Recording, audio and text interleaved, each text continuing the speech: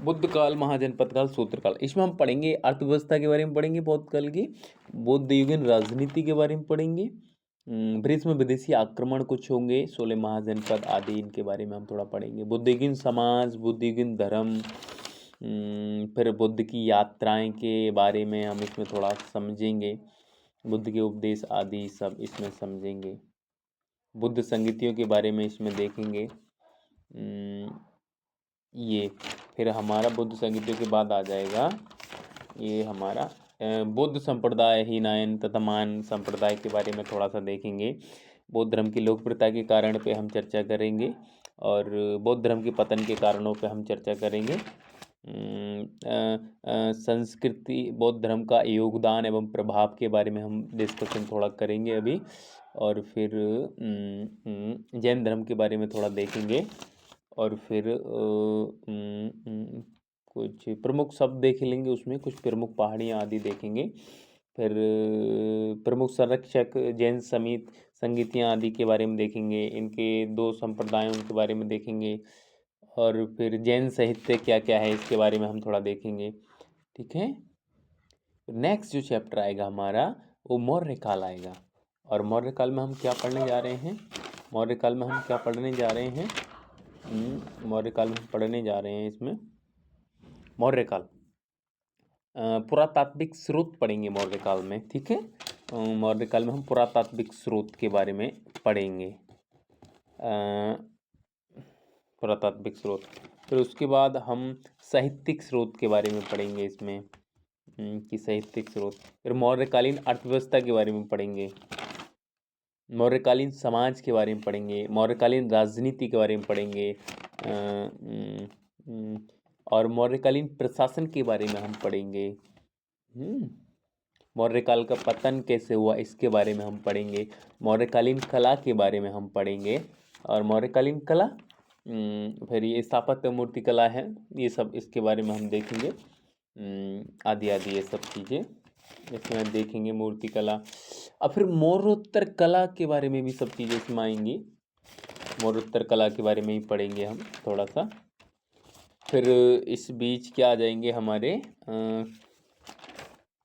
इस बीच क्या आ जाएंगे हमारे,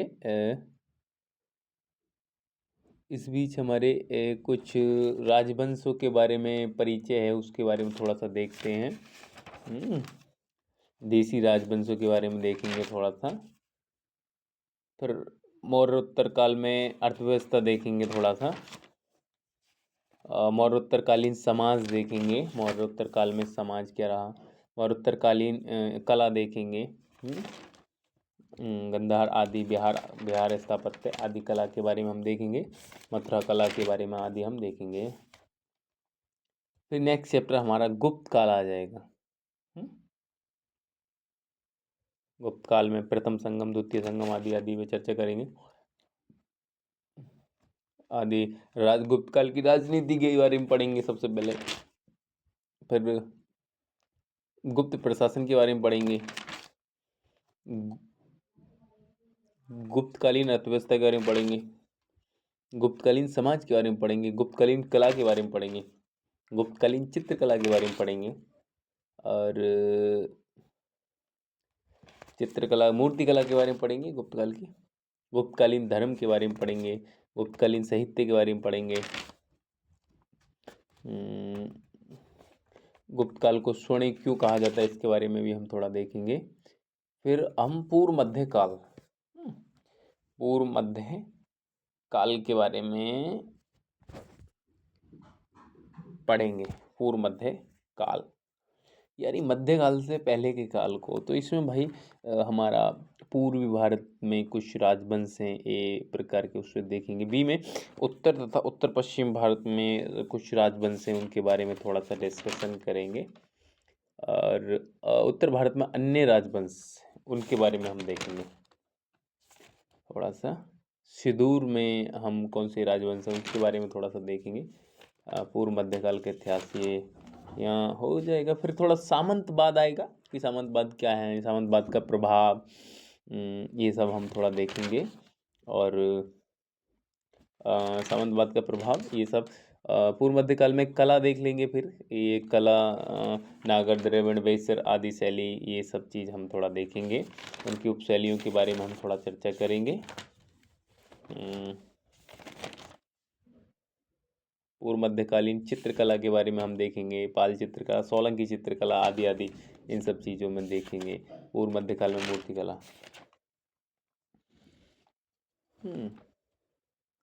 इतना ही रखेंगे इसमें थोड़ा सा, इसमें हम थोड़ा डिस्कशन करते हैं।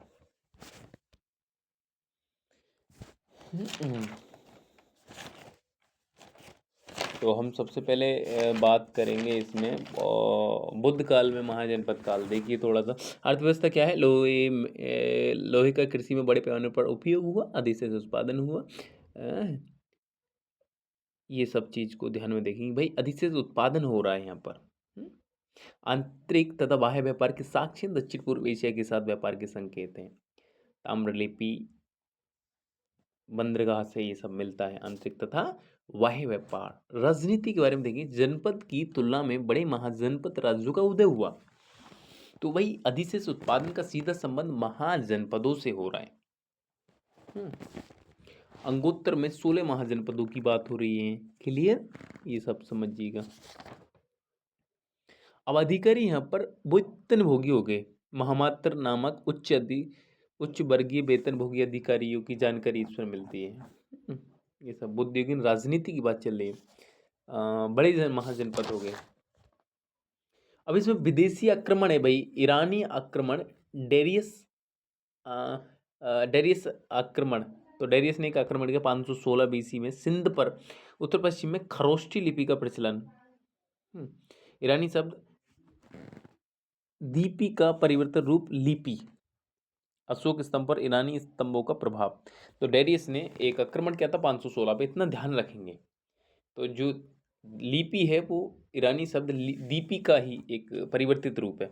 सिकंदर का आक्रमण देखेंगे 326 बीसी से 323 बीसी के बीच इसने आक्रमण किया। और ये 16 महाजनपद देखेंगे भैया, ये 16 महाजनपद हैं भारत में। ये सब चीज, मगध की सर्वोच्चता का कारण राजाओं की कर्मठता, कौशल, राजनीतिक दृष्टिकोण। कर्मठता, कौशल, राजनीतिक दृष्टिकोण के बारे में देखेंगे। हर एक राजवंश रहा यहाँ पर, उसमें बिंबिसार रहा, अजातशत्रु रहा, उदयन रहा, फिर शिशुनाग वंश इसमें रहा, ये फिर नंद वंश रहा, फिर नंद वंश में महापदम और घनानंद आदि जैसे व्यक्तियों की कर्मठता, कौशल, दृष्टिकोण देखें। तो इसमें हर एक वंश पहला वंश था जो 544 बीसी से 412 बीसी। क्लियर। इसमें बिंदुसार, अजातशत्रु, उदयन, फिर शिशुनाग वंश आया 412 से 344 बीसी। उधर वो 544 शुरू हो रहे हैं, 344 पे ये शिशुनाग समाप्त हो रहा है। नंद वंश से ये 344 से 322 तक चला। महापदम, नंद तथा घनानंद, ये घनानंद जो ना, ये चाणक्य का जिसने अपमान किया था, वो सब चीजें। दूसरा कारण क्या था, शासकों की योग्यता थी। बिंदुसार ने अंग को जीता और राजा शत्रु ने वैशाली को जीता, ये सब चीज। और मगध का आधार सुदृढ़ होना, मगध का आकार वाणिज्यिक व्यापार था, सिक्के का प्रचलन था, मगध की दोनों राजधानियां सुरक्षित होना, ये कारण है, राजधानी सुरक्षित थी वहाँ की। तो यही इतना हम देखेंगे। बुद्ध समाज की संरचना का आधार वर्ण व्यवस्था वंशानुगत रूप धारण कर चुका था। वंशानुगत, इससे अलग आप ज्यादा इसमें ना देखें तो भी चल जाएगा। आप बुद्धिहीन धर्म के बारे में आप देखिएगा। धर्म क्या कहता है, देखिए यहाँ सनातनी धर्म का जन्म हुआ। बौद्ध धर्म, जीवनी, यात्राएं, शिक्षाएं आदि हम इसमें थोड़ा थोड़ा प्रकाश डालेंगे। बुद्ध की जीवनी 563 बीसी में इनका जन्म हो गया, वो सब जानते हैं, लुम्बिनी नामक स्थान आदि आदि सब बातें, सब चीज़ें जानते हैं आप। यात्राएं इनकी भैया सारनाथ में 5 ब्राह्मणों को सर्वप्रथम उपदेश, इस घटना को धर्म चक्र प्रवर्तन आदि सब देखते हैं आप। ठीक है। इसको कौशल में वैशाली में इनकी यात्रा है। गौतम प्लस आनंद के आग्रह पर महिलाओं का संघ में प्रवेश, गौतमी प्लस आनंद के आग्रह पर महिलाओं को इसमें प्रवेश दिया गया। कपिलवस्तु में परिवार एवं राहुल को बुद्ध संघ में शामिल किया, तो उन्होंने अपने बेटे को भी इसमें शामिल किया। ये यात्रा हम जोड़ रहे हैं, कपिलवस्तु बेटा और वैशाली में आनंद कह रहा है, और उनके आग्रह पे उनको जोड़ रहे हैं वो। बाकी राजगृह में हैं और कौशल में हैं, फावा आदि में इनकी बहुत सारी यात्राएं, केवल यात्रा ध्यान रखेंगे इतना, और कुछ ज़्यादा कुछ नहीं। सनातनी संप्रदाय के उदय का कारण, जो बुद्ध है वो सनातनी हैं, उनका संप्रदाय है। 6वीं शताब्दी में गंगा व उत्तर भारत में कई महत्वपूर्ण परिवर्तन दृष्टिगोचर होते हैं। कृषि क्षेत्र में अधिशेष उत्पादन, शहरीकरण, तो अधिशेष उत्पादन शहरीकरण इसका कारण है। इन परिवर्तनों में ब्राह्मणवादी जो मान्यताएं थी कहीं ना कहीं बाधक बन रही थी। इन परिवर्तनों में बाधक बन रही थी, तो ये हो गया। पशु बलि से कृषि को नुकसान, पशु बलि करने से कृषि को नुकसान, जाति प्रथा से शहरीकरण को नुकसान, आदि आदि सब चीज़, तो भैया ये सब सनातनी लोग जन्म लिए। अब बुद्ध की शिक्षा देखिए, यात्राएं आप देख चुके तो, और उपदेश क्या इनके हैं। संसार में दुख ही दुख है, दुख का कारण तृष्णा आसक्ति है। इस संदर्भ में बुद्ध ने प्रत्युत समुत उत्पाद सिद्धांत को समझाया। इसमें 12 कड़ियां हैं। दुख का निरोध संभव है। दुख निरोध की ओर जाने वाला मार्ग, जिसे अष्टांगी मार्ग कहते हैं, आगे आचरण से संबंधित सम्यक दृष्टि, ज्ञान, संकल्प आदि सब ये ध्यान में रखेंगे। उपदेश है इनका ये सब चीज। बौद्ध संगीतों के बारे में देखेंगे। पहली जो संगीति थी, प्रथम 483 ईस्वी पूर्व, और दूसरी 383 ईस्वी पूर्व। और ये थोड़ा टेक्निकल है, इसको आप उसमें ही देखेंगे बौद्ध संगीतियों में, और कुछ खास ऐसा नहीं है। अब हमारा आगे आता है इनके संप्रदाय के बारे में। थोड़ा संप्रदाय का हम सिनेरियो बना लेते हैं। हीनायन तथा महायान संप्रदाय। हीनायन का जो लक्ष्य है भाई, वो मोक्ष है, और महायान का भी लक्ष्य मोक्ष है। कैसे? स्वयं प्रयास के माध्यम से है। हीनायन कहते हैं स्वयं प्रयास करेंगे। लक्ष्य मोक्ष कैसे प्राप्त करेंगे? स्वयं प्रयास करेंगे। और जो महायान है वो बोधिसत्व की भूमिका के साथ ये मोक्ष प्राप्त करेंगे। और ये जो हीनायन है वो पाली भाषा में है, और ये मूर्ति पूजा तथा तीर्थ यात्रा में विश्वास करता है। तीर्थ यात्रा में, मूर्ति पूजा में विश्वास करता है हीनयान।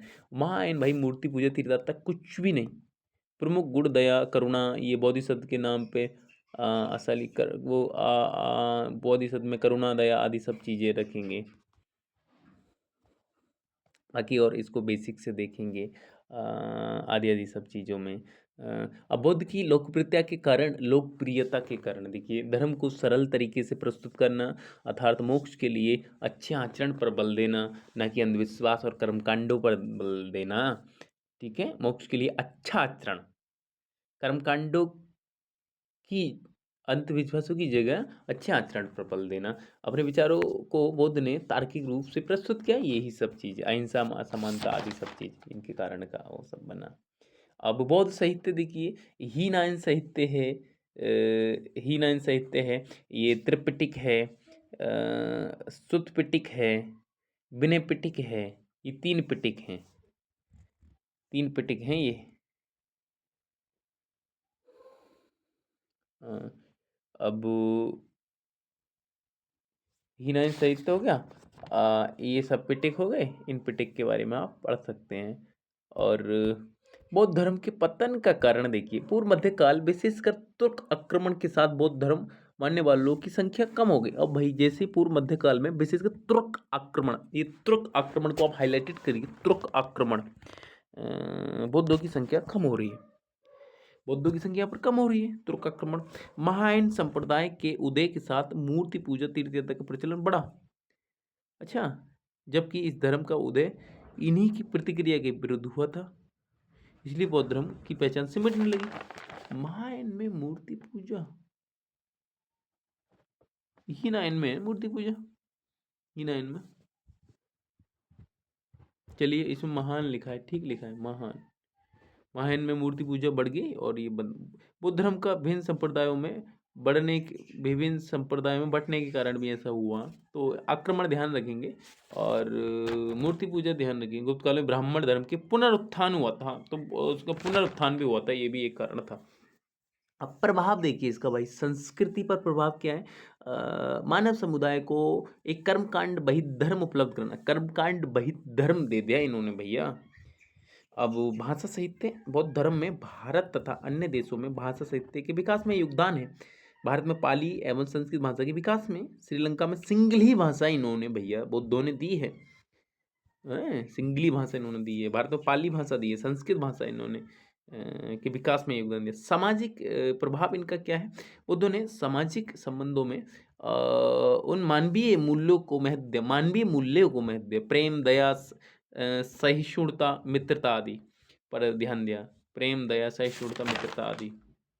राजनीति में बुद्ध धर्म के विचार न केवल समकालीन राजनीति को प्रभावित किया, बल्कि आज भी प्रभावित होती हैं वो। बुद्ध के दौर में समकालीन राजनीति आज भी बुद्ध के दौर में अधिक अहिंसा बातचीत करने के विवादों के समाधान का एक माध्यम बन गया है। अहिंसा बातचीत करने का एक माध्यम बन गया है राजनीति में। देखिए जो हमारी विदेश नीति है पंचशील सिद्धांत पर आधारित है। जैन धर्म देखिए भैया, जैन धर्म क्या है? इनके 24वें तीर्थकर स्वामी महावीर स्वामी जी के बारे में प्रमुख शिक्षा देख ली। इनकी शिक्षाओं का भी प्रमुख लक्ष्य मोक्ष और निर्वाण प्राप्ति है। महावीर स्वामी ने पुनः जन्म के लिए अज्ञानता एवं कर्म फलों को उत्तरदायी माना। पुनर्जन्म के लिए अज्ञानता तथा कर्म फल को उत्तरदायी माना। बिल्कुल, क्या बात है, बहुत अच्छी बात है। पुनर्जन्म के लिए अज्ञानता तथा कर्म फल को उत्तरदायी माना। अब इसमें देखिए कुछ अब देखिए जैन धर्म की और कुछ चीज़ देखिए। जैन धर्म सृष्टि के कण कण में आत्मा की उपस्थिति को स्वीकारा है तथा बौद्ध धर्म के विपरीत सृष्टि को शाश्वत मानते हैं। सृष्टि को शाश्वत मानते हैं भैया। अंधविश्वास में कर्मकांडों की आलोचना सेम है।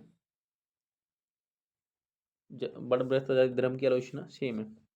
महावीर ने समानता, सहिष्णुता, दया, प्रेम को उपदेश दिया। प्रमुख शब्द कैबल्य, पूर्ण ज्ञान, जिन इंद्रियों का विजेता आदि आदि सब। प्रमुख पहाड़ियाँ उड़ीसा खंडगिरी और उदयगिरी, राजस्थान अब्दुगिरी और गुजरात सतुगिरी, कर्नाटक चंद्रगिरी। प्रमुख संरक्षक महावीर के समकालीन बिंदुसार, बिंबिसार, अजातशत्रु एवं लिच्छवी के शासकों ने संरक्षण दिया। बिंदुसार, अजातशत्रु आदि ने संरक्षण दिया। जैन संगीतियाँ देखिए, जैन संकृतियाँ और कुछ उप संप्रदाय।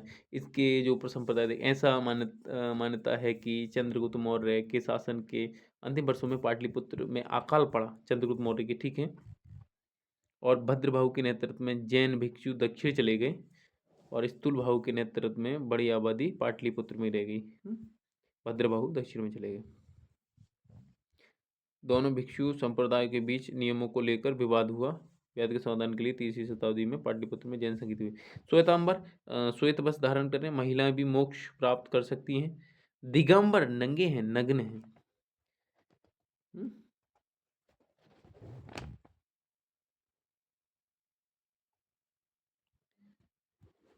और ये दिगंबर भद्रभाहु के वो उपसंप्रदाय। आगे देखेंगे इनका जैन साहित्य, ये सब देखिए। बौद्ध धर्म और जैन धर्म की कुछ तुलना देखो। बौद्ध धर्म में मोक्ष के लिए शरीर त्याग आवश्यक नहीं। जैन धर्म शरीर त्याग आवश्यक मोक्ष के लिए। ओ माय गॉड,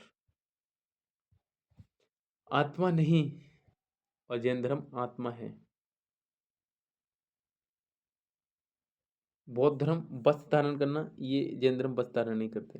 कर्म कांडों में कठोरतापूर्व आलोचना, सामान्य आलोचना। बौद्ध धर्म कठोर आलोचना कर रहा है, ये सामान्य आलोचना कर रहा है कर्म कांडों की।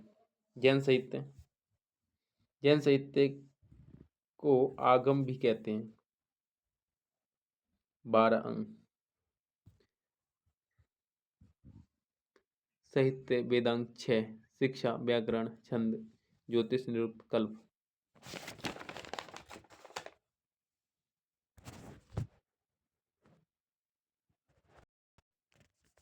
चलिए इसमें बौद्ध काल का ही करते हैं, बाकी मौर्य काल और गुप्त काल अगले में रहेगा।